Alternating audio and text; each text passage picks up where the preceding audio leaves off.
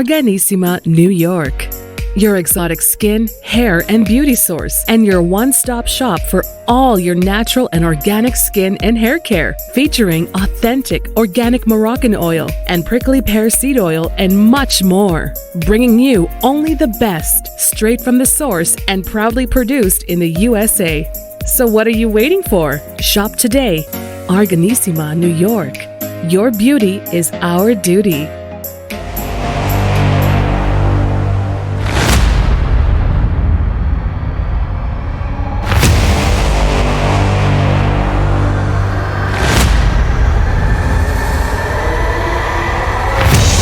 Folks, welcome back to the iHealth channel, iHealth Radio. We're your host, Hurricane H. New day, new show, awesome topic. My guest is going to take us a lot of places, and we're going to learn new things that I'm here to learn about today.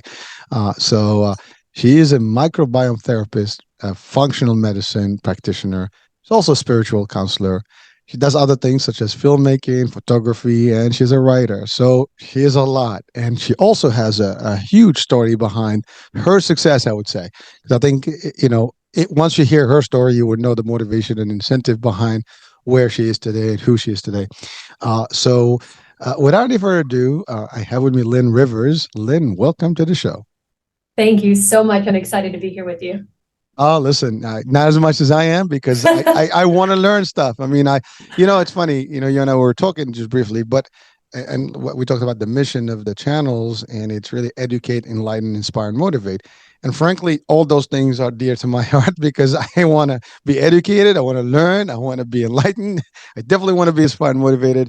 And that's really what it is. So I always say I'm the first customer here. So, I absorb it first, and that keeps me motivated. It's my fuel. So, I love what you guys do. And when I say you guys, all the creators and my guests specifically, they just, you bring in a whole different light to the world, and you drive some good stuff for folks. And I think everyone that listens and watches these shows can benefit from them, at a level or another. And they can also, if not themselves, they can benefit others just by sharing the value. And you are resources. So I always say thank you for all the people out there that are doing the work, and all my guests specifically. So Linn, yes. Take us through your story. I mean, you're taking us back. taking us back. So the reason I do what I do now is because I had a pretty rocky journey the first, honestly, basically 30 plus years of my life. It was constant turmoil. There was always one thing happening. And I started off at a young age very sick, pneumonia when I was 1 and 3. I was in incubators. They had my arms tied down. The way that my parents spoke to me in those years really actually solidified a fear of the word love, because the way that they were saying, I love you in those moments was out of fear that I was going to die. So as a child, we internalized the feelings, not the words. And so I took love to mean danger, right? So I was afraid of saying I love you to anyone. And that stemmed a whole slew of PTSD throughout my entire life. Never saying I love you to my family. Every time they would say it, I would cringe and go into, fight or flight mode. And so that was one aspect of, the trauma from being ill. But then I also lost a family member every 2 years through the majority of my life. And my mom died when I was 15 years old, my grandma when I was 8, my other grandma when I was 10, my uncle, then it was just my whole family. It was a constant, struggle surrounding death and illness. And so I went through that. And then I went through other near-death experiences of almost dying from my organs shutting down at the same time that my partner was dying of the same colon cancer that my mom died of. And it was just kind of like this on and off battle, right? And my appendix ruptured a week before my dad died. There was just, it's honestly kind of comical to look back and think I never had a break. It was always just one thing after the other. And what that really brought me to, though, was how can I take my journey and work through my trauma? What did I need to see about it? How could I look at it from a different perspective? And how can I release those things so I stopped inviting in certain people who they were looking to die or they needed help with, their health in a romantic form? And so I started really looking at that and healing through the traumas and really understanding things from a bigger perspective. And then I also took everything of what were all of these people teaching me as far as health is concerned? Why does this keep happening? And what is the Western medical system actually doing for these people? And how can we switch this? You know, because the Western medical system has its place in acute conditions. When my appendix ruptured, I definitely wanted to be in the hospital. But anything outside of that, if we really want to heal, we need to get to the root cause. And so that's when I started diving into functional medicine, because I realized that at the core of every illness, there is a root cause that is making that happen. You know, cancer is not something that we need to be targeting itself. We need to target, why did that cancer happen? Where is the root of all of this? And through all of my family members and a partner dying of cancer, I really started realizing that we cannot go after this one organ or this one condition. We need to figure out where the imbalance is in the body and start bringing it back into its natural balance. And then that way we can actually heal from a deeper level. And healing the physical is also healing the emotional and vice versa. They all go hand in hand. And so my journey was just one thing after the other, really teaching me and going into schooling for different modalities that brought it into like the whole being, mind, body, spirit, right? We can't just focus on one. We need to heal all of them in order to be a whole person. And so that's what brought me to all of my modalities. You know, I guess you listed a few. I do functional medicine. I was a massage therapist, Reiki practitioner, yoga instructor, spiritual counselor, life coach, human design analyst. You know, I've done so much, and it literally is all just to bring a person back into being human, to being a healthy human being and not living in this sick society that we've just been kind of shoved into without, you know, opening our eyes and asking questions. All right. So Lynn, that's a lot.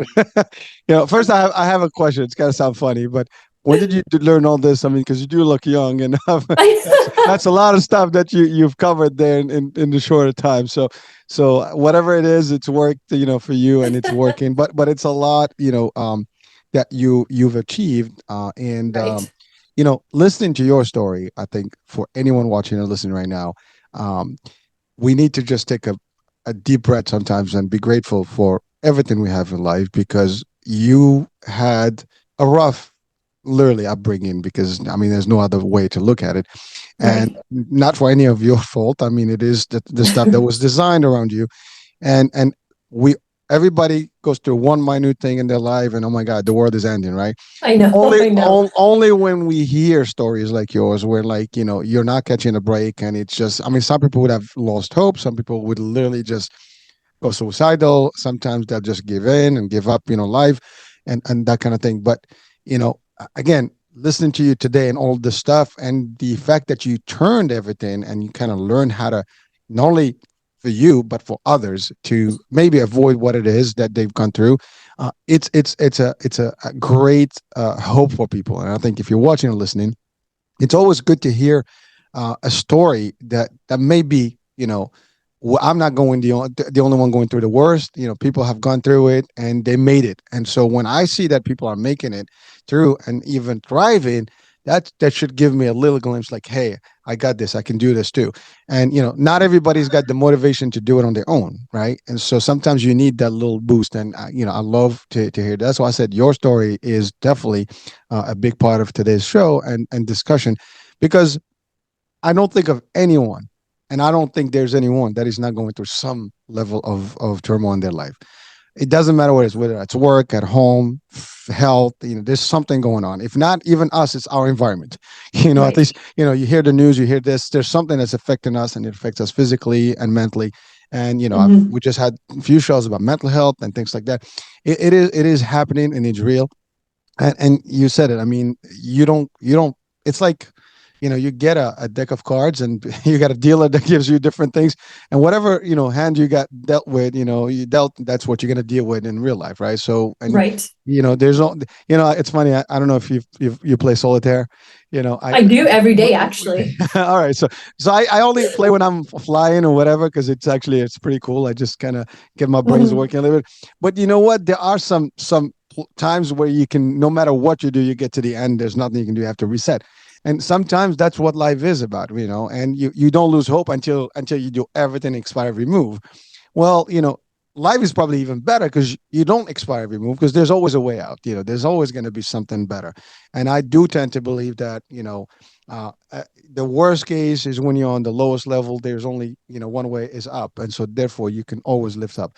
So it's important to just highlight that. That was the first thing. Now, I love what you said about Western medicine. There is a place for it. And yes, it is designed to help and maybe not cure or maybe not prevent, but really just to prevent, maybe to solve the minute problem. Like if you, to your point, you need surgery, acute, yes, yes. It's going to help it, but it's not going to do the long. Now you can manage the symptoms. You can manage some of the stuff. Sometimes it works. I mean, different types of, illnesses can be cured with conventional medicine. But you studied Oriental medicine. You went to the holistic stuff. You've gone traditional, and I love what you said about the root cause. I mean, in business we say root cause analysis of things, right? Exactly.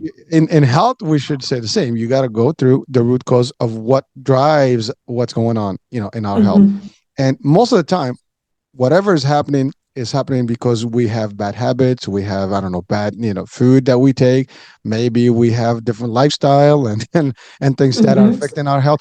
Maybe the environment we live in is bad. Because I mean, depends where you live. If you live in I don't know, maybe next to one of those, refineries, oil refineries, there's a good chance there's a cancer, number that's going to be higher there, right? So these are things that we have to be aware of. But you've done that. Now, functional medicine practitioner, let's define that for our audiences specifically. Great. So technically what I do is my clients come to me and they are working through something. It can be as simple as I'm having digestive issues, which that might not sound so simple to some people because it can be really, really aggravating to not understand what's happening. But it can be all the way to diabetes, to cancer, to illness, mental diagnosis, anything of that sort. And what we do is I test them on several different levels. I do micronutrient deficiencies, and I do GI maps, which is microbiome therapy. So finding out what's happening inside their gut and finding out if there's any dysbiosis. And I also do a lot of other tests like hormonal panels, depending on who I'm working with, because unfortunately, a lot of what's happening in our society is we are not hormonally balanced. I mean, a good portion of the population has a hormonal imbalance, and we are micronutrient deficient because we are losing our nutrients in the food that we eat, especially when you're eating a conventional diet. And our gut health, which I'm sure we will get into, that actually drives we're finding over 80% of what's happening in the majority of our body is driven by what's happening in our gut.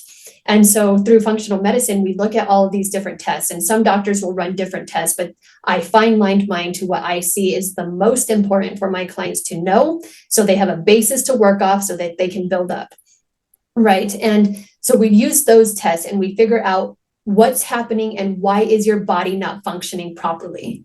And when you look at something as simple as let's take magnesium, for example. Magnesium, we think about that as like, oh, it's the calm, the calm supplement. We take it to feel calm, or we take it for muscle relaxant. The reality is magnesium plays a role in over 300 chemical processes in the body. Without magnesium, without the proper amount of magnesium in our body, we can have digestive issues, we can have mental disorders, we can have muscle fatigue, just super simple things, but also really big processes that we don't think about. And so we need to find out, what are you depleted in? What do you not have enough of? Because if we don't have enough of those micronutrients, our body's not going to be able to function properly. So when that happens, our organs can start malfunctioning, and then we start having those symptoms. And then that's where other stuff starts coming into play, and we can start having cancerous cells, and everything's not functioning because our blood's not functioning properly. Our organs aren't actually moving. And it's really simple when you look at it. But the bottom line is, when you go to the Western medical system, they diagnose symptoms. They're like, you have this symptom, take this drug. That drug then starts initiating another slew of symptoms that then you have to work with. And it's never actually trying to figure out what's out of balance. What do we not have enough of? What do we need to give you more of? Is your estrogen too high? Because in our society, estrogen dominance is actually a huge role in a lot of illness. that goes undiagnosed. I had endometriosis from the age of 16 and did not realize it till I was 28 years old. And so I went through years of struggle with this thing that the doctors would just keep pushing, like, oh no, it's just this, like, don't worry about it, it'll go away. And it never did, because they were never addressing what was wrong. And so that is what I do for people. We find out, what are your symptoms, and let's find out why they are happening. It's not just let's mask the symptoms, let's give you this drug. It's about going down and getting to the root and actually healing, so you can live a happy and healthy life and not have to go down that road of taking pills and taking more pills and then just getting worse and worse as you get older. We're meant to thrive into very old age. I look at my grandpa, and he was 90 when he died. He was the only one who lived to be old. All the rest of my family died before they were 50. And he was the only one to live to be old. And he took care of his body. He ate mindfully. He knew what he was doing. He had a fasting period, and he's the only one that I saw, and he always took my advice. And so it was kind of like this beautiful thing. He was the only one willing to listen to me. And he thrived. And it was that reminder that we're meant to do that. We're meant to be healthy, older individuals. It's not something that you shouldn't have to look at being old as like, oh, well, when I get old, I'm going to be sick and I'm going to be weak. We know now, we have plenty of proof out there that growing old does not have to look that way. And that is where I come in. I come in to help people actually live happy and healthy lives from just living from a really rooted and grounded space, and being a human who eats healthy and who takes care of themselves mentally, physically, and spiritually. All right. So that's quite a bit there. But it's amazing. I'm listening to you, and you gave the example of your grandfather. And you mentioned 90, which is a pretty advanced age. And you said it. I mean, he lived happy. I've actually seen people in the 90s that looked, literally like 60s. And they were pretty active and stuff, dancing, doing their thing. And so I can relate to that from not personal experience. I mean, I've had family members that went to that age and beyond. But it's, to your point, it's, we can do that. The problem, I think, that we have today. Now, we're in the States, but if you go across the world, it varies from, culture to culture because of various things, the way we eat, the way we live, the stress that comes in our lifestyle, these days, and all the stuff varies because of cultures and different things, right? Even the environment, we talked about environment and what's around us makes a big difference, right? You talked about, root cause. And so I want to break that down a little bit, because it seems that we have a consensus across everybody that I met with, and every interview and every show that we talked about health and nutrition. There's one thing that is in common. We are lacking stuff. Our body is not getting the necessary nutrients that it's supposed to have. And it seems that somehow our diet business, our world that we live in today, we have almost veered away from the real nutritional stuff, the real food, into some fake food. And I'm not calling it, I'm calling it fake food, yes, but it's really interesting, because it's not really the natural way of food. We have packaged things, we have additives, we have all the different things and it tastes good. The stuff tastes really good, and it's addictive, and you can't get rid of it. You enjoy it more. I mean, from the candies that we have as kids, to the snacks that we have when we go to the movies, to the fast food that we have when we drive in, or we're like at work, whatever. All this stuff is the new society. It's created these things. And it's also industries that have, they thrive financially, and they deliver these products, right? And we just get hooked on them. And there's marketing that's backing that. Well, I'm not against, all that, profitability and make, capitalism work and all that stuff. That's one way, people have the right to do it. But we as consumers, I would say, we have the right, to look out for ourselves and make those decisions. I think that's where the problem is. Like, people can tell you whatever, they can do whatever. You can put everything in front of me. If I don't want it, I'm the one who's actually consuming. I'm the one who's taking the action. But the problem is, because it's like you're part of this society and you want to fit in, and so you therefore start just conforming to everything else happening. And I think that's that's true across all the village that we call Earth today, because we live in this global thing now that is very, attached all over the place. So you can connect everywhere. But, some people have made the choices that are healthier. But Mhm. most of us are still not making those choices. There's a lot of talk about fitness and wellness and eating health, holistic stuff, but you're talking to the basic elements. I mean, you talked about hormones, and Mhm. more. You said, I think, if I'm not mistaken, you mentioned something about 80% whatever of us that are imbalanced with our hormones. That in Yes, itself can be, catastrophic. I mean, hormones regulate everything, right? So the thyroid exactly. problems is big, and then ultimately everything else happens. You talked about magnesium as an example. Mhm. Who knew? I mean, I've had a show about magnesium specifically, and we have also counterparts in a wellness talk who actually, George Batista does a lot of the discussion on nutrients and supplements and stuff, and it's great stuff. But people are not aware of these things. We need to Right. make them aware and share with them more, and hopefully they'll stand. Even when you magnesium, right? So there's types of magnesium. Which one works? Which one has the most effects, and what quantities you need to have a day. It seems that our nutrition is shallow. It's not complete on a day-to-day basis. You talked about fasting in between, like your body's got to detox and do things. we're Yes. not we're not 100% there. I think, maybe some of us, because we are attached to this. Like I said, I'm the first customer. I listen to these things, so i Mhm. i apply some of it. But not everybody has gotten the message, if you want to call it that way, right? You Right. only get the message when you get sick. But Right. at that time it could be too late. So the idea is that we use your practice, and your expertise, for example, to really get us from a good starting point. I actually even had a couple of shows about kids nutrition, and I have another one scheduled tomorrow for that, to talk about kids. I mean, early on, things can be much better if we start early on. But even today, and it's unfortunate, but when you look at our food in schools, I mean, I see what my kids have at school. There's no stuff, and then when they come home, they don't want to eat regular food, and so they already and then adapted to that food concept, and they don't want to eat anything that is different. And so I make the joke about this, and probably in multiple shows I've stated this. I think we're going to lose our restaurants eventually because the menu is going to be limited. That becomes an industry obsolete because nobody's going to eat more than the 5 or 6 element that these kids today are eating. And then there's a big thing. Yeah, we talked about mental health yesterday and psychology, and the younger folks. I mean, there's a huge amount of youth with mental concerns, and so that's related to food. There's a lot of connection here in all of this. You got goosebumps there. Yes, I do. Yeah. So what do you say about that? I mean, I'm just kind of almost summarizing some of the stuff that you mentioned, but it resonates well because it is not a secret. We almost know what it is. We know when something's wrong. I mean, you're eating stuff that is really not food. I mean, you take somebody gave me this example the other day. A burger, like a McDonald's burger, that was like for a year or 2 years, and nothing actually, you know, Oh my God. it's Yeah. it stayed exactly the same after a year or Hmm. two, and he's been using that same wrapper, over and over. Yep.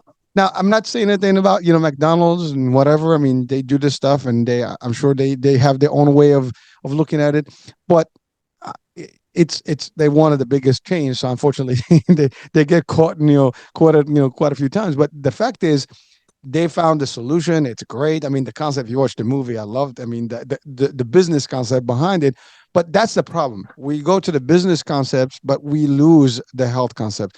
Sometimes Exactly. for profits, we give no crap, if you want to call it, about everything else and the damage. Sometimes we don't even think that we are hurting people over generations to come. Maybe not this generation, but you said gut health. I mean, you're throwing all that stuff in.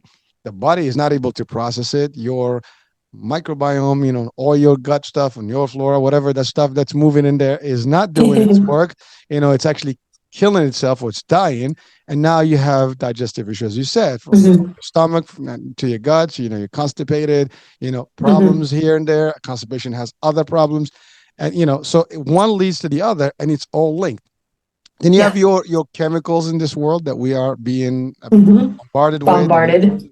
on a day-to-day basis. I mean, it's facts. I mean, Hmm. and by the way, anyone watching or listening, this is not a secret, folks. I mean, you know it. We choose not to talk about it. We choose to just Right. move on with it. I'm one of you guys too, and believe me, for a long time, it's like it is what it is. And even today, I could say it is what it is. I do my best, but there's certain things I can't really. You're still, if you decide to really live a healthy life, you're gonna probably have to remove yourself, go somewhere into the middle of Right. nowhere, and grow your own food, and maybe then you'll be happier and healthier. But that's maybe 0.1% of our universe that can do that. So we still have to adapt to where we are in our environments and still have some sort of a pathway towards healthier, and maybe preventative measures from the early days. I think that's the thing. So your formula, your work is really to help us and guide us from that moment, how to be better in our gut. And by the way, Mhm. gut health also has Mhm. functionality with the brain. I mean, there's discussions, there's a good connection there. So there's all these things. I mean, we are one unit as a body, and everything Right. is attached. I love what you said about the medicine, right? The acute piece. You have an illness, we cure. We have symptoms, we cure the symptoms. So we Mhm. basically we make you not feel the symptoms, and therefore, like Right. the problem is gone. Now, some people can listen. I have great doctors that come on shows, and there's different opinions about different things. There is, like you said, there's a place for medicine the way it is, but not all of it is really. It's helpful to solve the problem. Like somebody mentioned, it's not healthcare, it's sick care. When you're sick, you get the help when you're sick. But can we be healthier? Can we live a a vitality life, or life of vitality? Right. We've had a show about just vitality, right? Living at the higher level of your body and your potential. So all these things have real concepts, but we are aware. Many now with social media, with podcasts, with stuff, you get stuff. I mean, I can tell you, here's a good story. The reason we have this show is, believe it or not, when I started these programs about almost 3.5 years ago, the idea was that there is no health channel, there's no health radio. I have not heard of them. If there is one, I'd like to know which one, but I have not heard of one, at least not where I live. And so that was the concept. The idea is to bring these and resources for that Mhm. purpose. I mean, right now you wanted the resource, you got to Google, right? But even when you Right. Google, what are you going to Google for, right? Exactly. You're not sure what you're Googling for. So this brings us closer to a resource such as yourself. This gives us some element of knowledge. This doesn't take away from you having to actually meet someone in person and stuff, but at least it gives you, like, oh, it opens your eyes, your ears. Right. Oh, wow. All this stuff is happening around me. I need to be more careful. Maybe you'll take the steps necessary to do better. And that's where we are. So now let's talk about, you talked about the gut health and the hormones Mhm. and in the nutrients. So how do we do that in real society today? Because that is not as easy as it sounds. I mean, technically it can be. So first off, the one point that I wanted to make that was fun is when you're talking about the kids, I literally just had a conversation last night about the school systems and how it's just set to make them, fail, basically, the way that they feed them, the chocolate milk, all of that. We had a really good conversation about that, and about how a lot of kids will have mental disorders and no one knows that. Think about, look, is it stemming from something inside? What are their micronutrient deficiencies? What is their gut health doing, right? So I love that you talked about that, because it was a really big point for me yesterday. And as far as the gut health is concerned, we can no longer avoid or hide from the fact that we know this stuff. That's where we need to take responsibility and to start realizing, like, we have this information now, what are we going to do about it? Okay. And with the gut, we now know that our microbiome plays, our serotonin levels, for example, which is a big component of our mental stability, it plays over 95% into what happens with that form of mental stability. And we know this, but yet we continue to prescribe all these different medications to mask the symptoms of what's happening, when the reality is the symptoms is our body saying, hey, something's not right. And as long as we continue to mask those, we're not ever going to understand what's actually happening. And so it's just going to continue creating vicious cycles of illness in some forms, right? And to start with the gut, I think it's important to tell people that 90% of our being is microbiome. We are literally about only 10% human cells. The rest of us is microbiome, okay? It's all of these different funguses and parasites and bacteria, and we're literally feeding trillions and trillions of babies that break down our foods and send them to where it needs to be. And it breaks down everything for us and allows our body to do what it needs to do. When we do not have a healthy gut microbiome, it throws off all of our digestive system, that which in turn throws off our mental wellness. It's just all so connected. And we're just diving into this. We know so much about it, and yet it's barely the tip of the iceberg, right? So there's so much that we're learning. But the reality is, we have dysbiotic guts because of the antibiotics that we were fed, especially in the 80s and 90s. I mean, we were given them like they were candy. They're like, oh, you have a cold, take an antibiotic. Oh, you have this, like take an antibiotic. When we didn't understand that it was damaging our gut microbiome so much. And it's, to a certain point, some of it's irreversible. And we have to really look at that and ask, like, what are we going to do about this? And how are we going to start looking at our gut as the core of the majority of our illness? I mean, they're looking at it for Parkinson's, Alzheimer's, all of these different diseases that we're finding now. Like in 10 years, we could have a probiotic that says, oh, you have Parkinson's, take this probiotic. Right. And we're getting to that point because we understand the depth of what happens here is really important for in our entire process of our entire body. And I think it's just one of the things that we have to start looking at and asking, what are we eating? Do we have the gut microbiome to digest the food that we're eating? In return, that allows us to absorb all of our nutrients. Right? If we're not absorbing our nutrients, then we're not going to be getting everything to the places that it needs to go. And so really, when you look at it, it's kind of funny, right? The core of our being is the core of our health and wellness, right? And so we look at it and like, this is our core of our body. Our stomach is the core. And that is what sets the tone for everything else. And so it makes sense when you look at our society and see how unhealthy we are, right? And it's like, look at their gut. Like, I mean, their gut says it all. Right. And that's another example is to look at people who have all of these digestive illnesses and they look healthy. But when you actually go in and you find out that what their gut's doing, if they're dysbiotic, everything starts making sense. It makes so much sense when you look at it from an internal perspective, which is what I do. I literally, look at people's, poop and figure out like what's happening, like what's going on in your body. And so, yeah. Also, so there's first of all, it's funny because you said that, we have these trillions of creatures living, it's like, it made me think about like, it's alive. It's alive. Exactly. We're alive. But that's it's funny, it sounds, but it is alive and it's real live stuff that is happening. Yes. And if we're killing them, we're certainly killing ourselves as well. And so slowly but surely our functions are not there. And it's amazing. You said the core of the name core actually is pretty powerful because when you think about it, that is where it's all happening. I mean, you can't live without eating, right? So and drinking. So all that stuff is processed. This is the engine where it's all happening. Yes. But we all, well, I'm not going to generalize. I mean, maybe there's a few people that really do it right, and I think the majority of us may still not be doing it right. You mentioned something about the antibiotics especially in the 80s and stuff. Now, I wanted to ask a question about that. We know that genetics are real, and we know that, generations do pass on some genetic coding and things like that, and some features, to the next generation. If we were to cancel out genetic, let's say if the antibiotics hurt the generation before us or our generation, I'm assuming that there's definitely some impact to our next generation. So our progeny, our kids are probably going to have some, effect, to a mutation level or whatever that is actually impacting them. And so in generation 3 or 4 from now, these folks are going to be completely different from us for whatever it is, worse or better. I'm probably worse if this continues. But the idea is genetics are real arts. They're the real science. And the concept that if you destroy something. Now, the question is, I'm not being...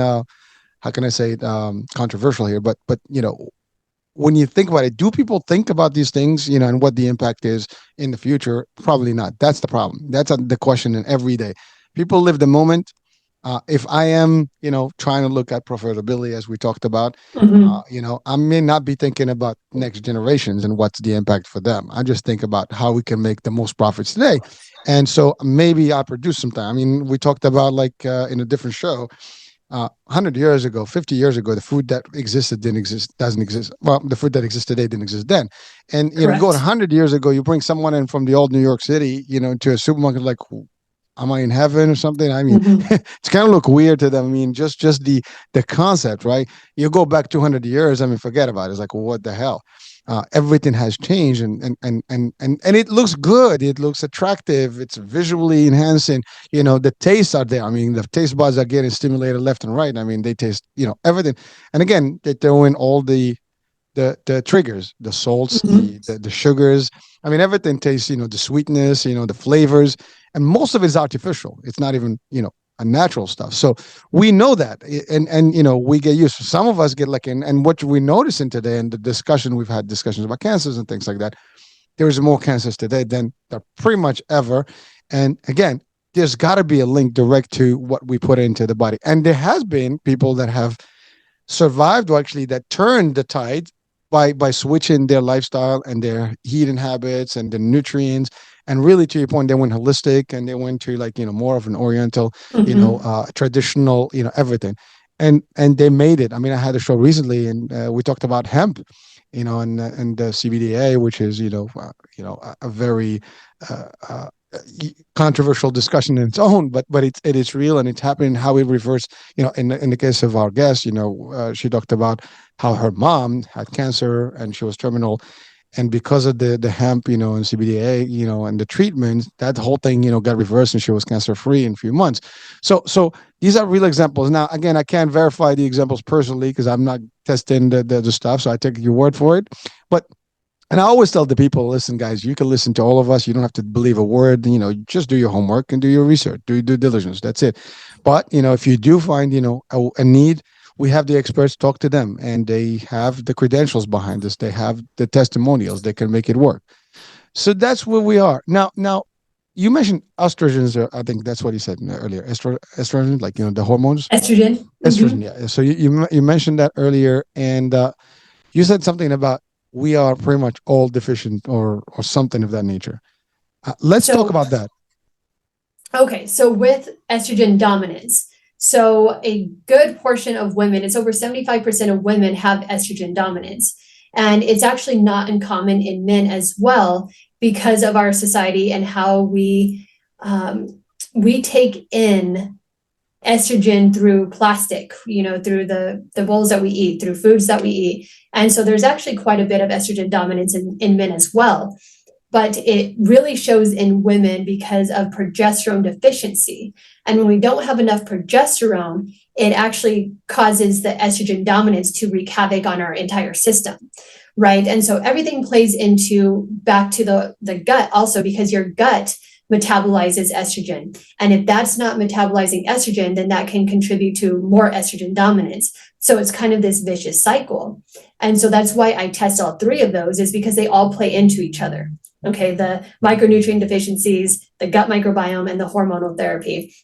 And so when you're estrogen dominant, that can cause things that you're never going to correlate to hormones, you know, like heart palpitations or anxiety, you know, the cramps, of course, all of the things that come along with a menstrual cycle. Yes, those are going to intensify as well. But there's also the parts of like even dry lips. Like I'm not talking like just like, oh, my lips are dry. I'm talking like cracked, scaly lips. That can be estrogen dominance. Heart palpitations, that can be estrogen dominance.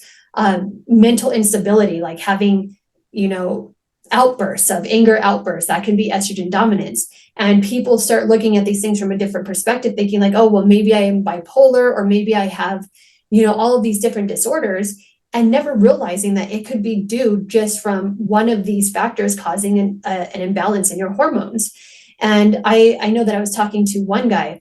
I have a tendency to go out to eat. I will be sitting by myself and give it 5-10 minutes, and there will be someone sitting at the table with me telling me their life story and, you know, crying and trying to figure out what's happening. And this happens all the time. And it was a couple months ago that I went out to eat at my favorite restaurant, and this guy, people will find the funniest excuses to like start up a conversation with me. And he's like, so how's the pizza here? And I wasn't eating pizza. And it was just like, pizza's good. I was like, I highly recommend it.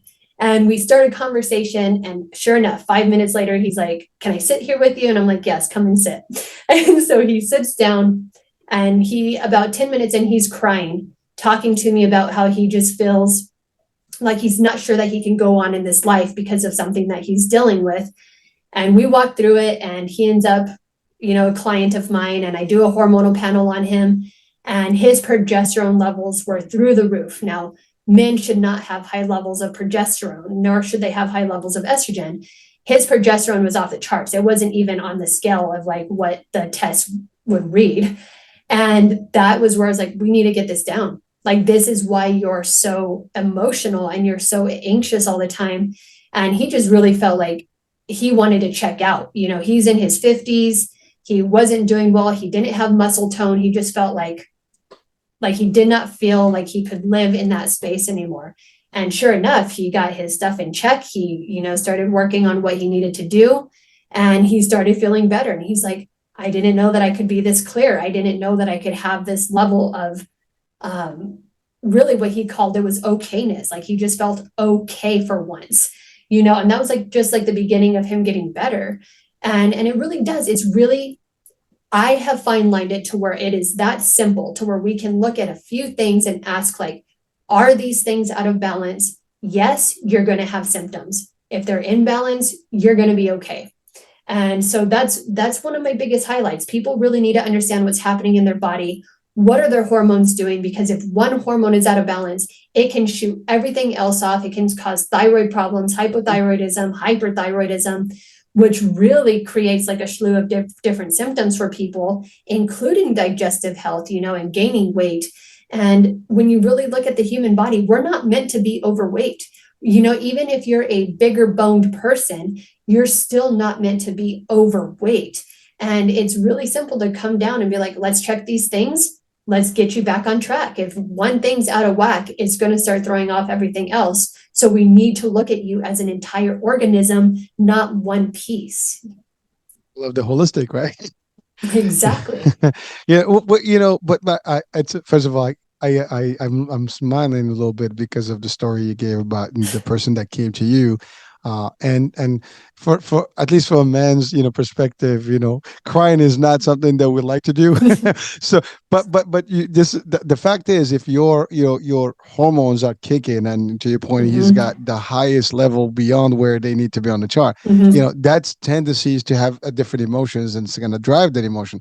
So exactly, you're not meant to be that way. So I'm listening to you like, wow, that is a tough one. I mean, but you would not know. That's the thing. Like, if you have those kind of things, you'd have to check. And, listen, I have a regular doctor, and I tell you, he does a full workout on my stuff every year. I mean, he runs every single thing to the genetics level, right? And he can, they do this whole thing now with 10 years. They kind of map out a little bit the risks and all the stuff.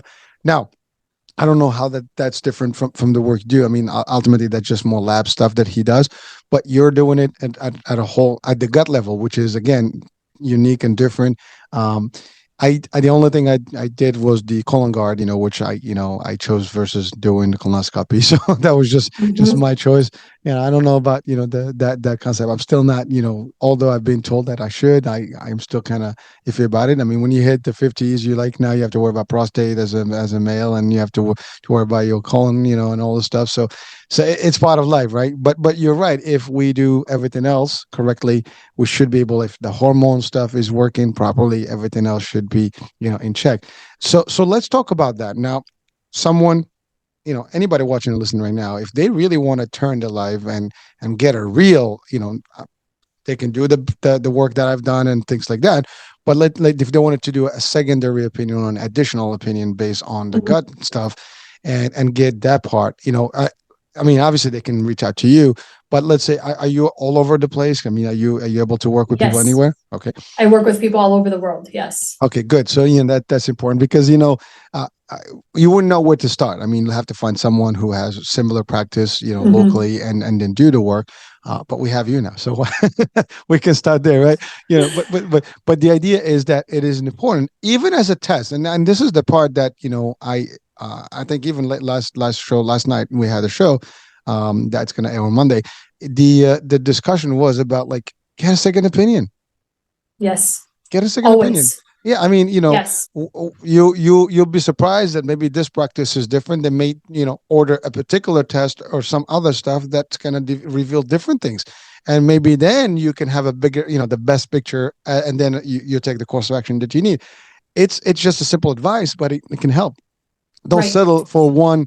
Oh my God, the doomsday is here. Maybe not. And Yes. I had a whole show with someone who actually literally for 3 years was misdiagnosed. I was just going to talk about that. All right, let's talk about it because Yes. that's crazy. I want to go down a rabbit hole with this because the importance of getting a second opinion is to remember that a lot of people turn their trust over to doctors so easily instead of remembering that they were trained. They are trained what to prescribe. They are trained what to tell their patients.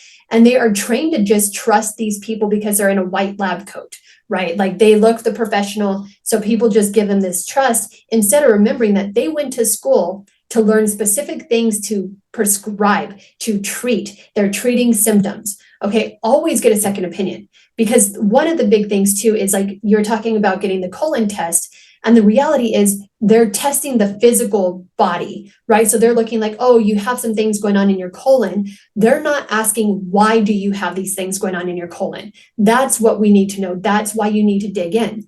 The tests that I do differ because it's on a level of you can go get blood tests from your doctor, but whatever's happening in your blood that they find, it never will tell you why. It's never going to give you the why is this happening and how do I fix this? My tests show you are deficient in XYZ. You have an imbalance in this part of your body. This is how we correct it. That is what I do, and that is why it's completely different. It actually puts you into a perspective of healing and actually bringing it back into balance so your body can do what it needs to do, which in turn will allow your colon to be healthy. It'll allow your body to function properly. And with the mixed diagnosis, there are cases, I mean, you don't have to look too hard. You can Google so many different misdiagnoses. But one of my biggest things that I always come back to and remind clients of is there was a guy who was let me rephrase this. He went to the doctor and he was diagnosed with, I think it was stage 4 pancreatic cancer. It was a high stage pancreatic cancer. They gave him 3 months to live.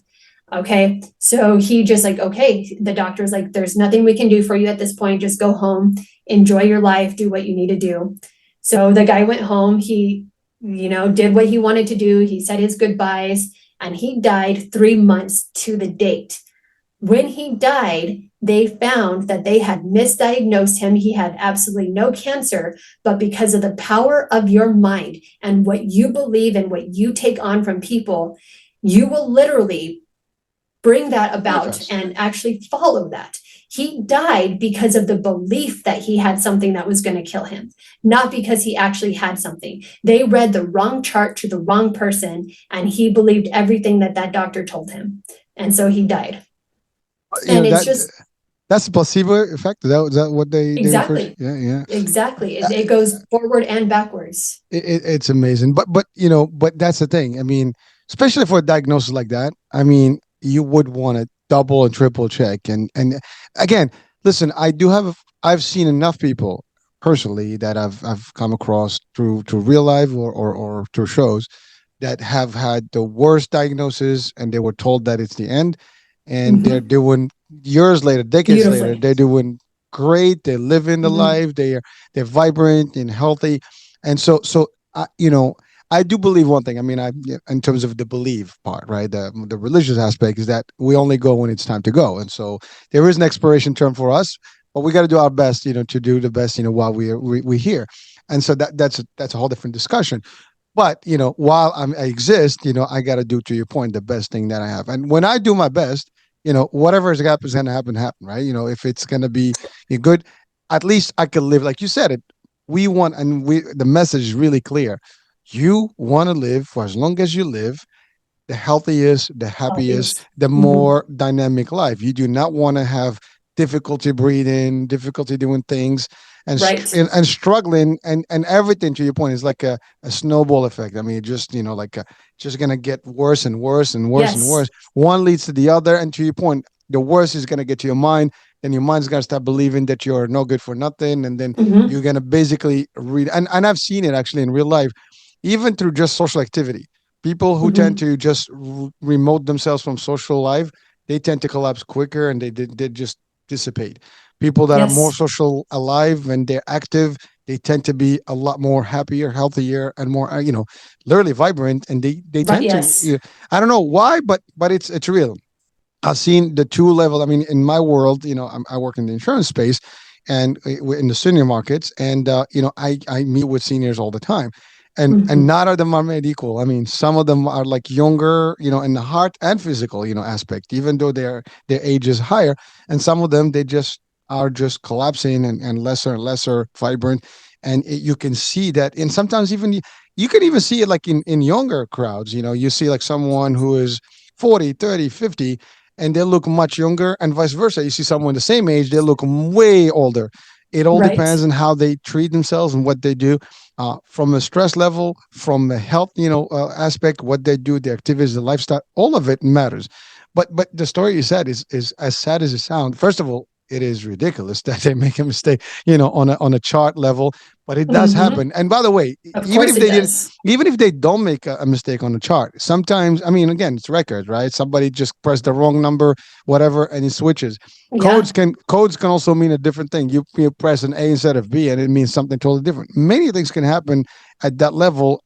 Human Yes. error Exactly. is real, and it can happen. So just don't take it for granted. Again, it is a simple thing. Double check, like we double check everything. If you're doing your Right. finances, you're probably going to double check your balance in a few times and making sure like all the bills are correct and who's taking money, whatever. It's your health. It's the best thing you have. You can't go wrong with that. Right. And I think that brings a good point to remember that just because we live a healthy life does not prevent death, right? We are going to die. That is part of our life. Life and death go hand in hand. And I think it's important to remember that you shouldn't want to move forward with getting healthy with the hopes of just like not dying at a certain point, because we don't know when we're going to die. And in my life, like it was a bit very apparent for me very early on that you can go at any point. But the point of living a healthy life is to take care of yourself and to give yourself the best chance to live happily and healthfully. And the more you do that for yourself, the more you can actually enjoy things and go and do things and be active. And there's just so much more that you can do from living from that space. It's not to prevent an early onset death, because we don't know that. But during the time that we are here, that gives us a chance to live just a more fulfilling existence. Definitely. And I think even, I mean, through scriptures, we're supposed to do the right thing by our bodies, right? It's a tree, this is like this is the most precious thing. It's a trust, and you got to do the right thing by it. So even if you're a believer in any aspect of a religion, that's almost a duty, right? And so, Right. but even if you don't believe, it's still the same thing. The duty still remains. You still want to live happy and healthy and Right. for as long as you want. So I think we are in agreement there. No matter what you believe is, you should, Mm-hmm. take care of this. Here's the thing: everybody's gonna at least do a headache in their life, and it's not fun. So when you have any other problem, you fever, headaches, these pain is gonna be there. Those three things are not fun to have. As small as the root cause is, or as damaging as the root cause is.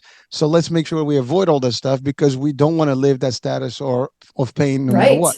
And then here's the thing, to your point, sometimes you get those pills to just numb the headache or whatever, but you're right, that's not telling you where the problem is.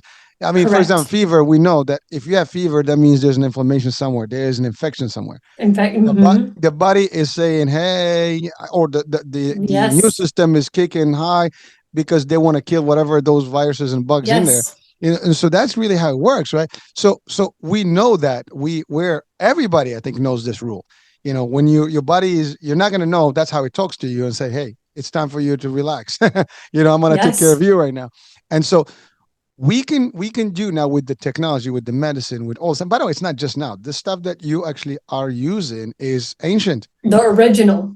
Yeah, it is ancient. I mean, it's years, centuries of practice, and we are today here because of those, ancient arts and sciences that existed, Hmm. and we took some of that and just, I guess, transform it to the new modern world. But the idea, it is still the foundation.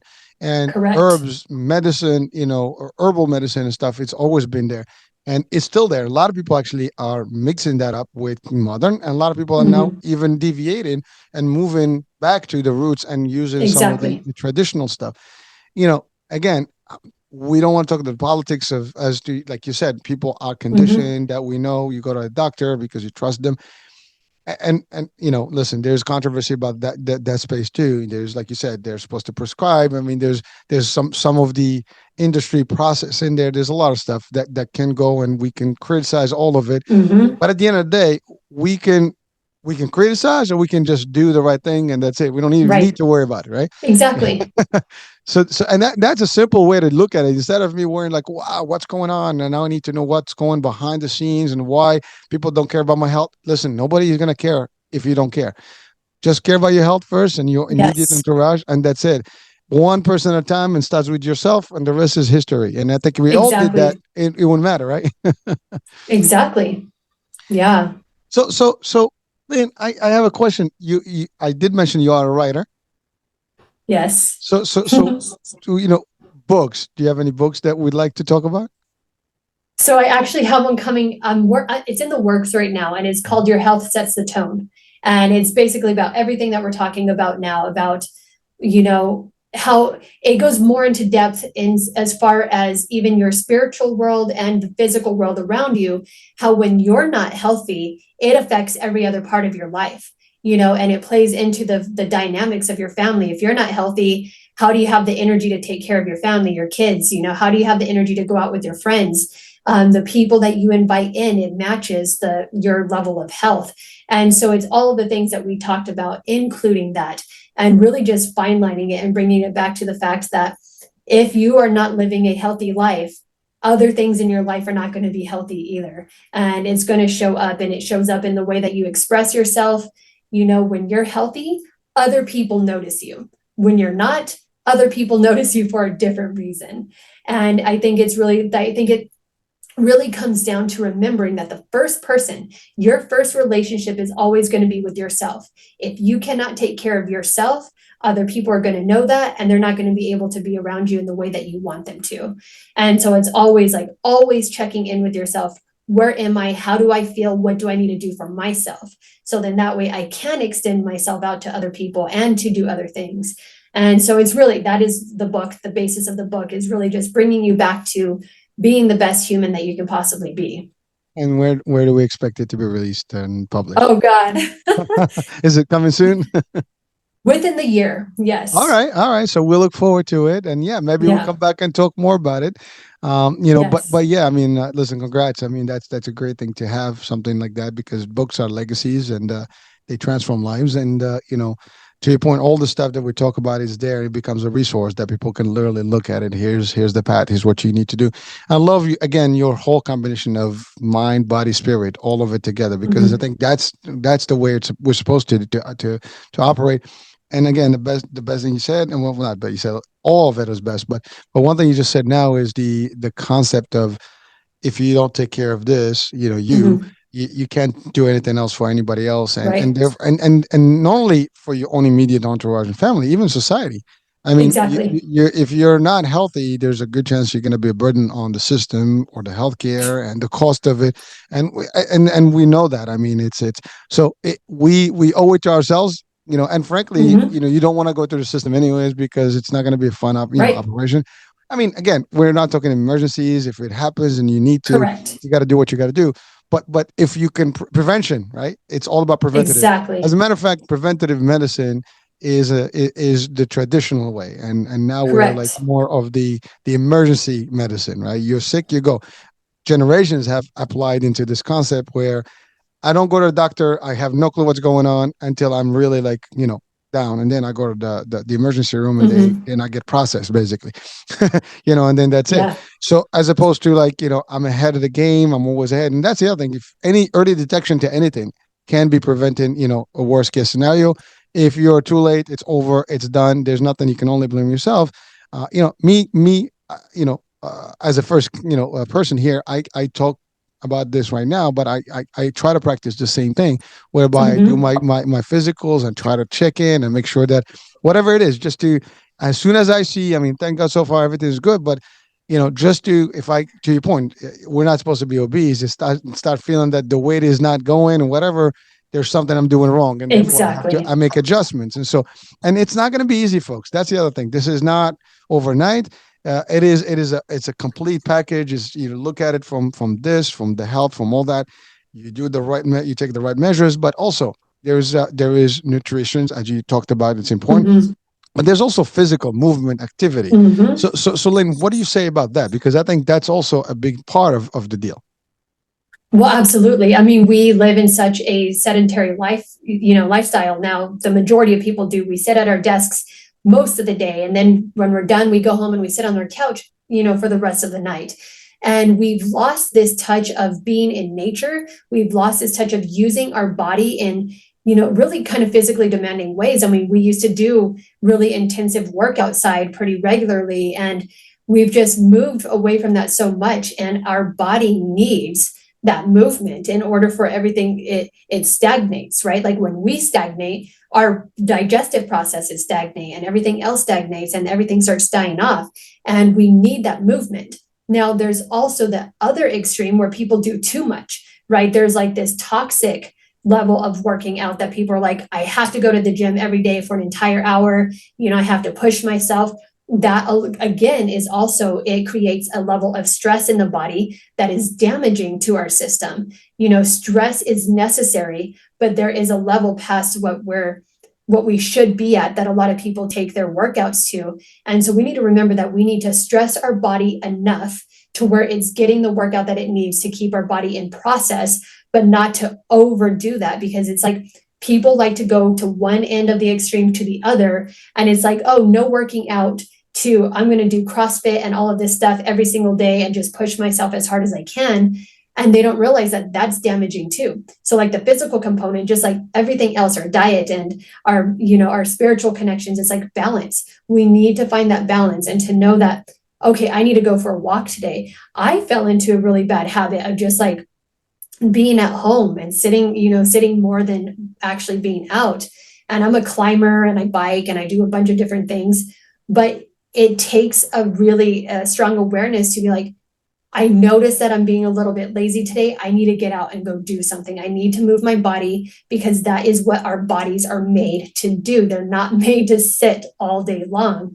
And I think it's when we can take ourselves out of our body and remember that we have a body. We are not our body. We have a body and we need to take care of it. It is our gift. It is it's our transportation in this lifetime, and it's meant to be utilized and to be taken care of. And if we don't, it's just like our cars. If we don't put gas in it, we're not going to be able to drive it. If we don't take care of the engine, it's going to break down on us. This is our transportation. This was a gift given to us, and we need to take care of it. And a big part of that is its physical capabilities and to really just honoring that and doing what we need to do. I love it. I mean, it's moderation, right? You can't go extreme one way or the other. You have to maintain. And you're right. I mean, I refer to it as an avatar. Hey, we are Avatar. We are. Yeah, yeah. Yes. So this is the avatar, and you Mhm. operate in this avatar, and you want to make sure that it lasts you enough for this matrix, if you want to Right. call it that way. But the fact of the matter is, it's as real as it gets. And to your point, we don't over push it and overdo it. But I mean, historically, people did not sit the way we do. They were active. They wake up Right. early. They were doing chores and things, or working in the land and whatever they're doing. Mhm. And then they, by sunset, they're pretty much done. They just, they go collapse, and then they sleep a good night. That's the other thing, sleep. Very important. Exactly. We lost that concept. People are, losing sleep, patterns, every day, with the lights, with everything that we're exposed to. That's one. Mhm. Two, there's also that whole, I mean, there's debates or discussions about, like, successful people sleep very little, right? And so Yeah. there is that whole discussion about that. And maybe it happens to be the case, but there is no science behind it, in terms of like whether everybody that Yes. know that talks about a good if you need your brain to function, you need to be rested. If you need your body to Correct. actually support your brain, I mean, brain health is important, and I think I'm not talking about just the mental piece of it, the physical brain health.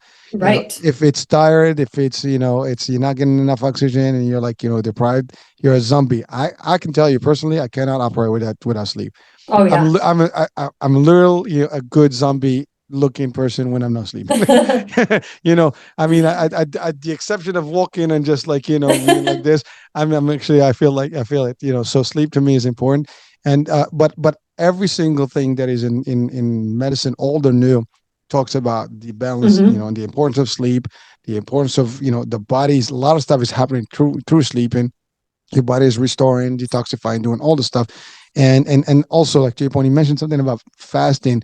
We tend to eat now every time, whenever we feel like yeah, I smell something, let me just grab a snack.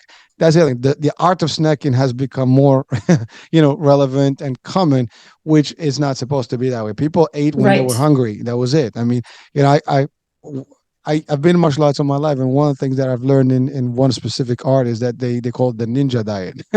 And the ninja diet is really they didn't eat, only when they had to, and when their body is needing, they work out, Hmm. they work out, and then they eat, and that's it. And that's how they did it, and they maintain. And these guys, historically, the ninjas were pretty athletic, and very robust.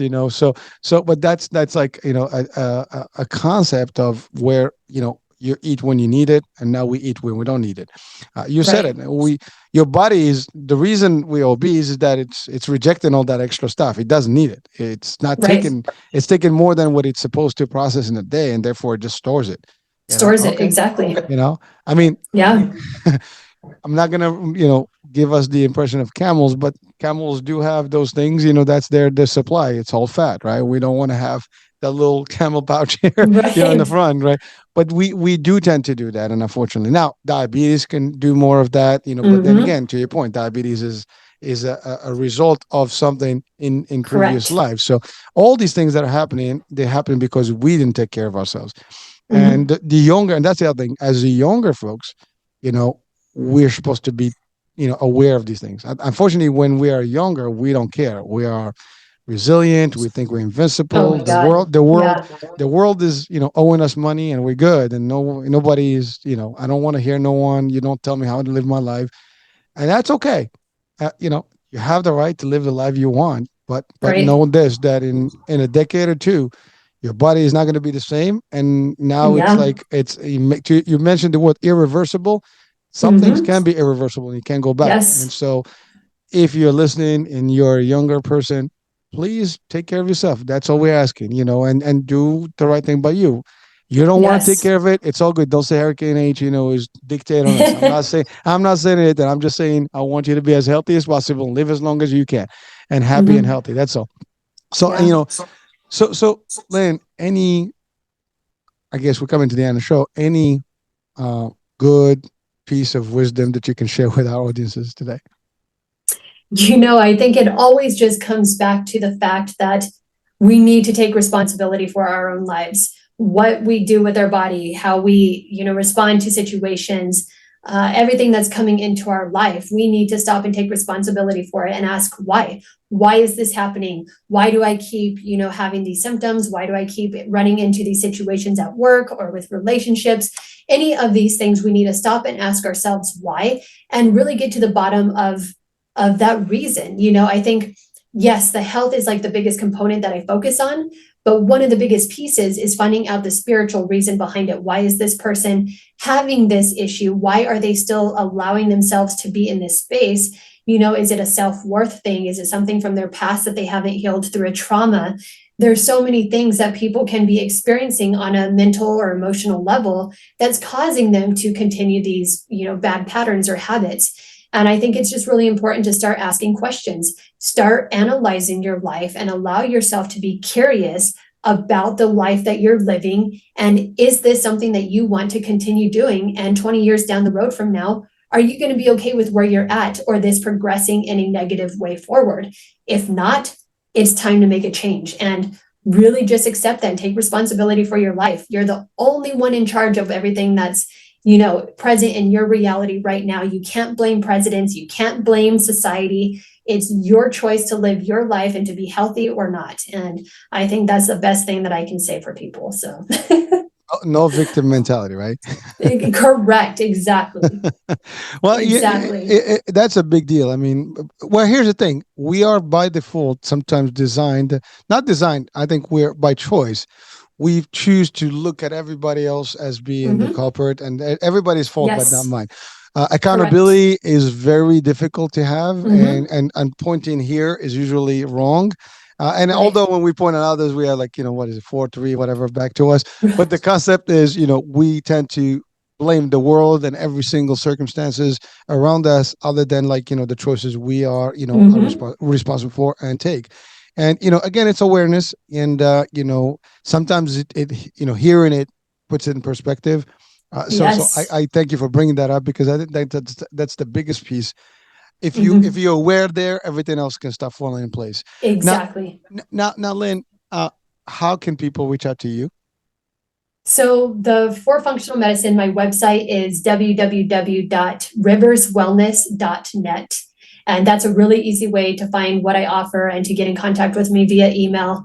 And yeah, I would say that's the best bet. I have photography and documentary websites as well, but considering what we're focusing on, I think that's the best way. So Oh, listen, we might come back and talk about photography and yeah, filmmaking. That'll be yeah, cool.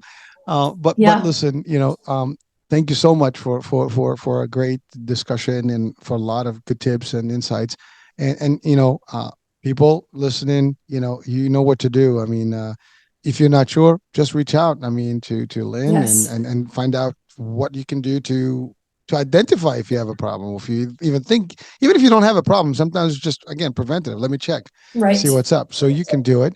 I will have the description, the link of the site on the description of the show. So do check it out on my website. If you click on Lynn's picture, you will go to her site also. So, just follow her, and on social media, whatever, and see what else you can utilize, and maybe connect if you do need it, or if you know someone else who needs it.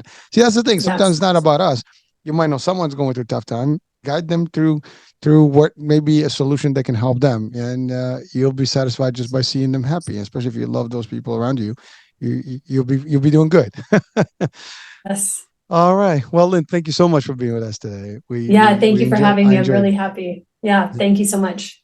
My pleasure. My pleasure. And folks, there you have it. We're at the end of the show. So I hope you enjoyed today's show. And as always, you have to do your due diligence. These are opinions. We have our own facts and whatever. We operate the way we want, but we're not enforcing this on you. But it's information that is valuable. It's resources that's available to you. If you choose to use them, great. If not, that's okay. You have that right. So that being said, we'll be talking soon. New day, new show, new topic, no guest, and we'll talk soon. Bye.